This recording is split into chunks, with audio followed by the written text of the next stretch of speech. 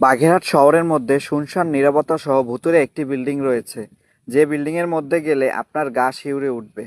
আজকে আপনাদের সামনে তুলে ধরবো বাগেরহাট শহরের মধ্যে এমন একটি ভুতুড়ে রাজবাড়ির কথা। আসসালামু আলাইকুম, সবাই কেমন আছেন? সবাইকে স্বাগতম আমার নতুন আরেকটি ভিডিওতে।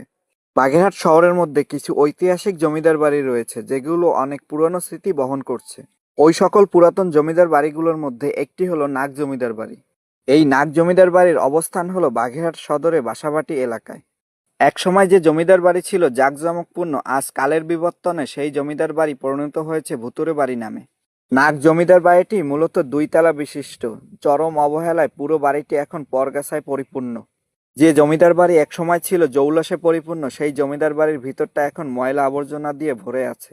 নাগরা মূলত পশ্চিম বাংলা থেকে বাগেরহাটে এসে বসতি স্থাপন করে। তখন তারা কারাপাড়া রায়চৌধুরীর দেওয়ান হিসাবে এসেছিল। পরবর্তী সময় তারা নিজেরাই বাগেরহাটের জমিদার হয়ে যায়। বাগেরহাটের মধ্যে এই বাড়িটি প্রতিষ্ঠা করেন চন্দ্রকান্ত নাগ ও কৈলাস নাগ। চন্দ্রকান্ত 7জন ছেলে ছিল, আর এই 7 ছেলের ছেলেরা বাগেরহাটের বাসাবাটি এবং খুলনা শহরে বসবাস করত। এদের নাতিদের মধ্যে ছিল শুকলাল নাগ ও বিজয় নাগ। শুকলাল নাগ ছিলেন একজন সমাজসেবক। বাগেরহাটের মধ্যে পিসি কলেজ প্রতিষ্ঠায় তার অবদান ছিল। আমরা পিসি কলেজের সামনে যে পুকুরটা দেখি, এটার নাম সুখ সরোবর রাখা হয় তার মৃত্যুর পর। শুকলাল নাগ মৃত্যুর পরে তার স্ত্রী একটি শিব মন্দির তৈরি করেন, যে মন্দিরটি এখনো বাগেরহাটের মধ্যে রয়েছে। যদি কারো এই মন্দিরটি সম্পর্কে জানা থাকে অবশ্যই কমেন্টে জানাবেন।